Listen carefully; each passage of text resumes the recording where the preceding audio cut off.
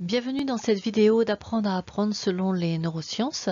On est dans la partie numéro 3 et on s'intéresse à la deuxième partie. Donc ce sont des petits trucs et astuces pour arriver à mémoriser, à mettre les informations dans cette mémoire à court terme. Et là on va voir tous les trucs et astuces mémotechniques. Donc une façon de vraiment permettre à l'information de se mémoriser, c'est de l'accrocher à un circuit déjà très stable, c'est-à-dire à une information qui est très fortement mémorisée chez vous. Une façon très efficace de faire ça, si vous avez une nouvelle idée à mémoriser, c'est de l'associer à une image qui vous est vraiment personnelle, un souvenir. Et il est important que ce souvenir soit fort, c'est-à-dire qu'il soit accroché à une émotion, qu'elle soit positive ou qu'elle soit négative, parce que l'émotion est un élément de mémorisation. Le circuit de la mémoire est très fortement influencé par le circuit limbique qui donc traite l'émotion, et plus l'émotion est forte, qu'elle soit positive ou négative, et plus l'information se mémorise de façon forte. Donc il faut que vous preniez une image personnelle mais qui ne soit pas neutre. Et vous pouvez donc utiliser l'image pour elle-même, vous pouvez aussi utiliser tous les noms qui circulent dans cette image, parce que parfois votre astuce pour mémoriser sera peut-être un jeu de mots sur les noms de différents amis, les noms de lieux, etc. Donc j'insiste sur le fait qu'il faut que ce soit une image personnelle.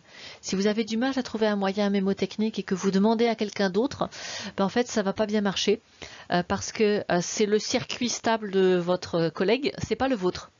Il faut que ce soit stable dans votre mémoire personnelle. Ça ne peut pas être le circuit neuronal de quelqu'un d'autre.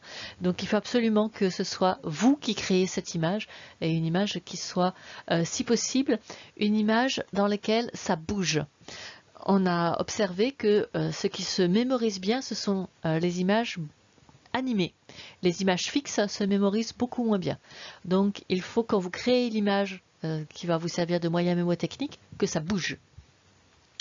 Si possible, une image qui va sortir du lot, qui soit un peu cocasse, qui soit un peu dérangeante, voire éventuellement choquante.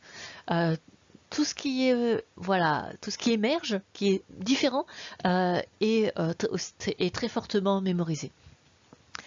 Moi, j'aime bien associer aux images une phrase, parce que je m'aperçois que pour moi, je ne sais pas pour vous, ce qui se mémorise le mieux, c'est une image et une phrase collées ensemble. Parce que parfois, je récupère mon moyen mémotechnique par l'image, parfois je récupère mon moyen mémotechnique par la phrase.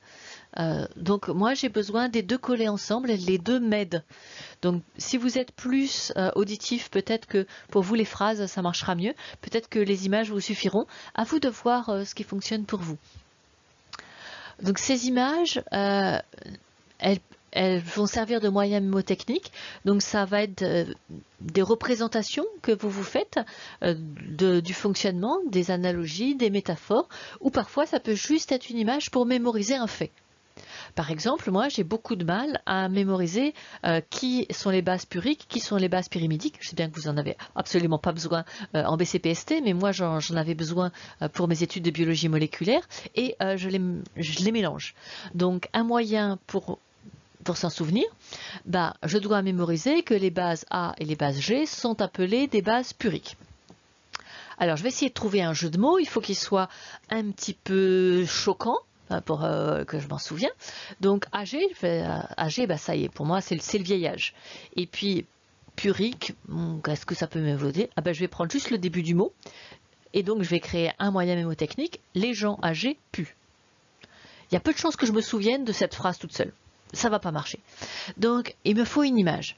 Alors à quoi ça me fait penser cette image? Ça me fait penser à une BD, qui est la BD des vieux fourneaux, dans lequel il y a une bande d'anarchistes aveugles, pas très propres, qui utilisent justement le fait d'être extrêmement odorants pour avoir une action. Et donc, ça y est, j'ai mon image, j'ai ce gang d'anarchistes aveugles en train de faire des choses pas propres et de rentrer chez les bourgeois. Et ça y est, j'ai mon image, je m'en souviendrai, les AG puent, donc A et G sont des bases puriques. Et si je veux me souvenir que les bases Purix sont les plus grosses, eh ben j'ai qu'à imaginer les gens des vieux fourneaux, non pas comme des gens maigres, comme c'est vraiment dans la BD, et ben je vais tous les imaginer obèses, et comme ça je me souviendrai que les bases A et G, ce sont les grosses bases, celles qui ont 2 cycles. Et comme ça, j'ai à la fois l'information que les bases Purix c'est A et G, mais que les bases Purix sont les bases à 2 cycles. Donc vous voyez, j'ai construit quelque chose à partir de quelque chose qui m'est personnel. Je me souviens, alors sans aucune difficulté, de cet aspect-là de la BD.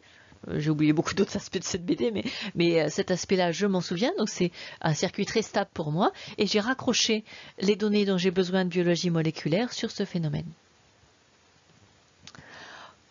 Autre chose que l'on peut utiliser, alors qui souvent là vous sont données par les générations d'étudiants précédentes, ce sont tous les anagrammes.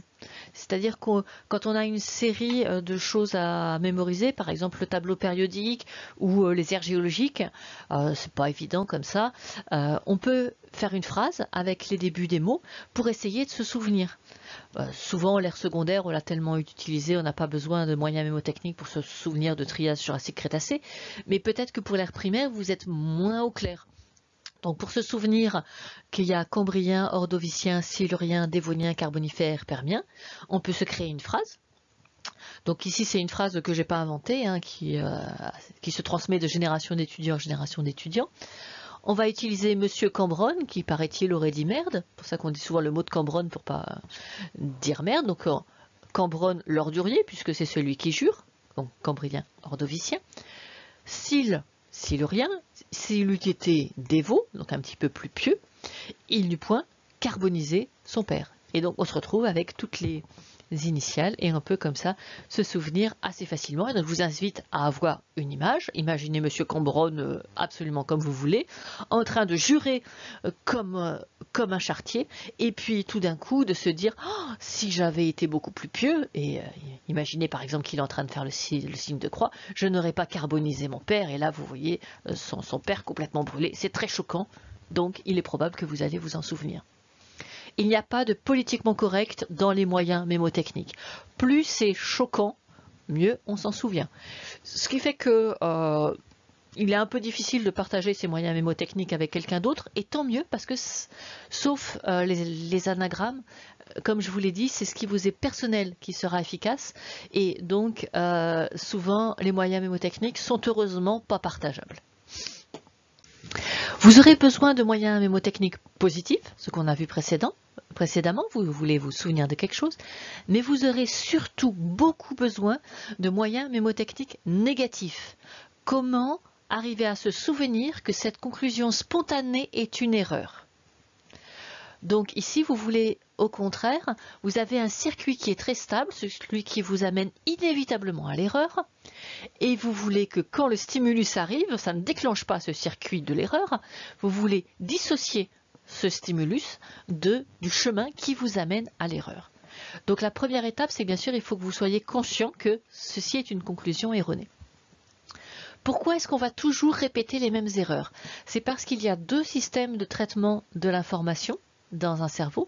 Le premier système qui est extrêmement rapide, qui est intuitif, qui n'est pas du tout logique, hein, c'est celui qui fonctionne beaucoup en système diffus et qui vous amène à une réponse. Si cette réponse est fausse, malheureusement, comme c'est le système le plus rapide, eh ben c'est toujours cette erreur qui va ressortir. Et le deuxième système, qui est plus lent, qui utilise la logique, qui vous aurait amené à la bonne réponse, comme il sera toujours en retard, il sera inhibé par ce système rapide. Donc ce que nous voulons faire, c'est un moyen mémotechnique pour se rappeler que la solution qu'a donnée le système rapide n'est pas la bonne. Donc on arrête et on passe dans le deuxième système avec la solution qui est logique, mais qui est plus lente, où on remplace par un moyen mémotechnique positif pour se souvenir de ce qu'il faut faire. Donc très souvent, vous allez voir que bien que vous ayez essayé d'apprendre la bonne réponse, ça ne marche pas. 2 semaines plus tard, 1 mois plus tard, c'est la mauvaise réponse qui ressort. Ben, c'est qu'en fait, votre stratégie n'est pas la bonne. En essayant d'apprendre la bonne réponse, vous n'allez pas avoir assez de force pour inhiber la mauvaise réponse qui est un circuit beaucoup plus stable, beaucoup plus fort. Donc il faut s'attaquer directement au problème, il faut s'attaquer à ce circuit stable mais faux.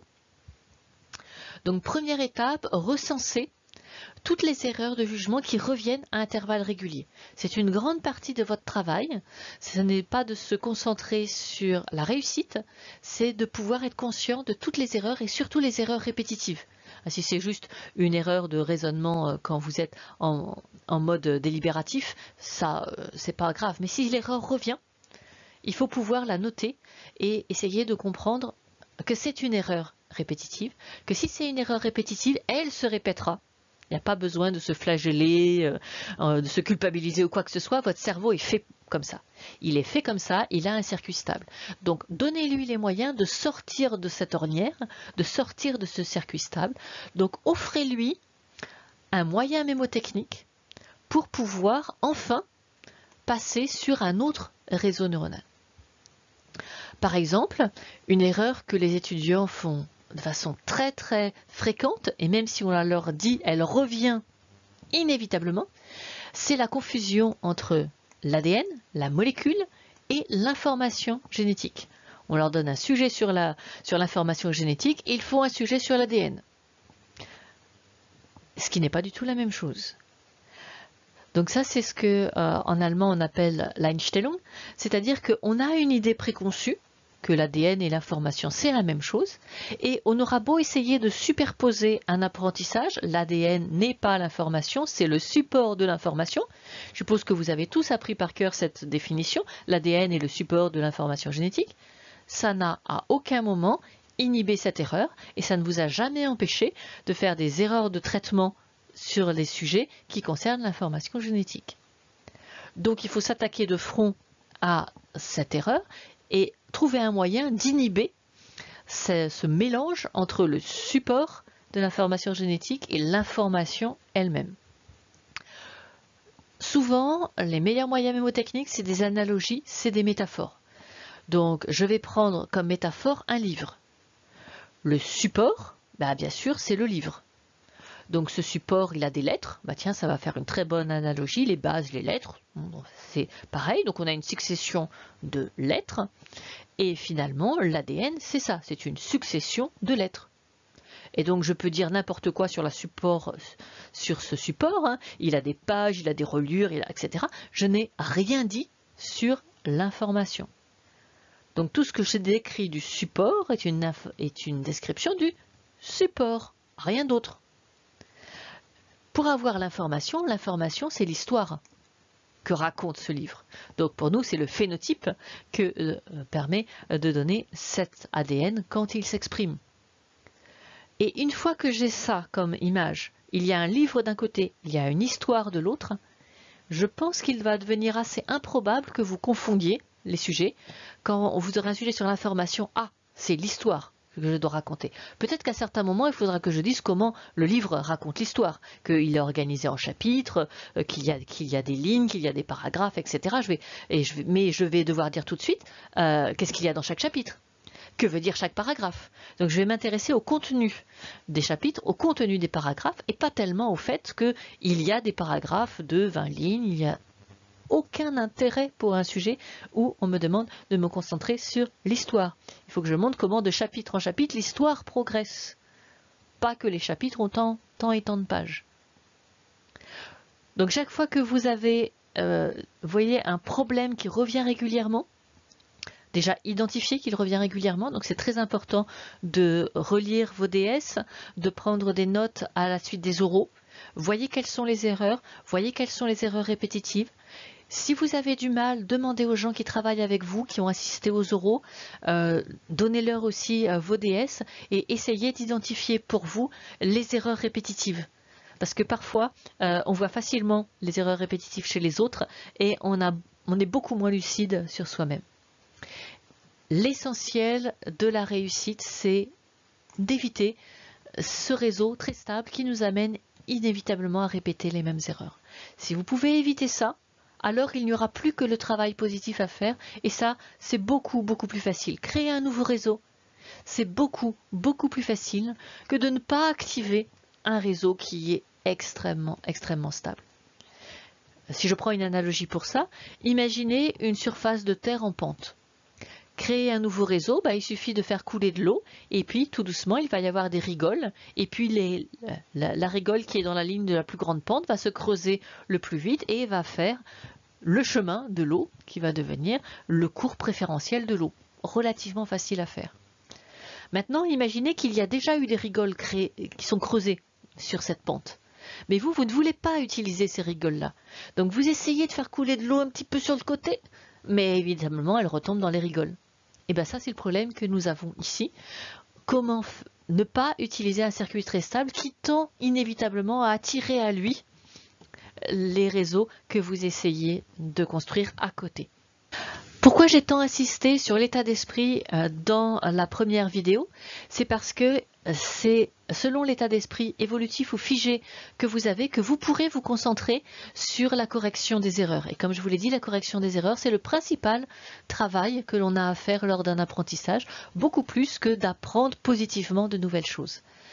Et Carol Dweck a montré que les personnes qui ont un état d'esprit évolutif, donc qui se centrent sur le processus, sur le fait de s'améliorer et non sur les résultats, étaient ceux qui corrigeaient le mieux leurs erreurs.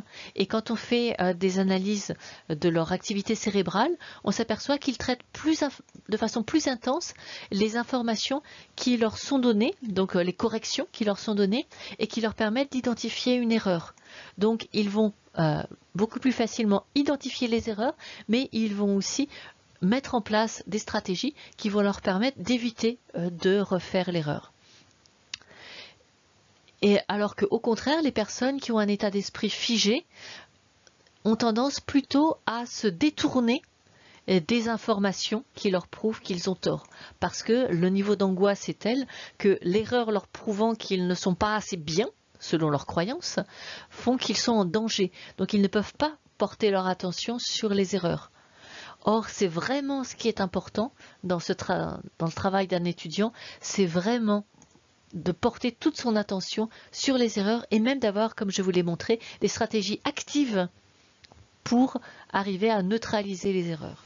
Donc ici, c'est encore un argument, notamment au moment du feedback, c'est-à-dire un correcteur ou un collègue vous a montré qu'il y avait une erreur, eh bien, le cerveau s'active différemment selon que vous avez un état d'esprit figé ou évolutif. Si vous avez un état d'esprit évolutif, à ce moment-là, vous allez traiter davantage cette information et donc vous pourrez avoir des méthodes pour faire moins d'erreurs et c'est effectivement ce qui s'est produit par la suite et c'est ce qui explique que la réussite des personnes avec un état d'esprit évolutif soit si marquée à la fin du semestre, c'est parce qu'en fait ils ont beaucoup réduit leurs erreurs. Comme d'habitude, c'est un rituel pour que vous n'ayez pas besoin de faire appel à votre volonté. Le rituel habituel, c'est d'aller sur Top Grade pour faire le quiz numéro 3B afin de vous aider à mémoriser cet élément et puis surtout, j'espère, à dénicher les fausses croyances que vous avez et avoir des stratégies actives pour pouvoir les neutraliser. À bientôt pour la méthode de mémorisation à long terme.